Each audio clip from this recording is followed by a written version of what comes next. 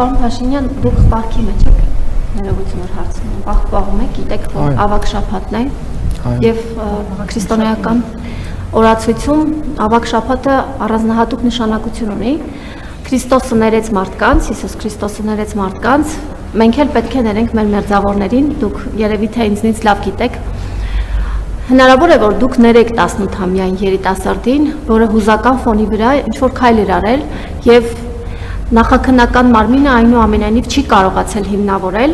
որ դա կազմակերպված սադրանք է եղել ձեր նկատմամբ որևէ քաղաքական ուժի կողմից։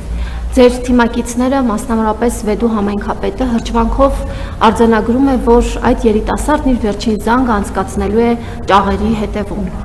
Դուք լինելով քրիստոնյա մարդ, ով սիրում է եկեղեցին, գնում է եկեղեցի, այդ օրը գնացել էր եկեղեցի, որպեսզի աղոթեր եւ ըստ էության հաղորդություն ստանար։ Հնարավոր է, որ պահքի այս շրջանում դուք ներեք այդ երիտասարդին։ Շնորհակալ եմ։ Կարծում եմ դուք թյուրիմացության մեջ եք, որովհետև ես որևէ մեկին որևէ բանում չեմ մեղադրել, որ հիմա էլ ներեմ։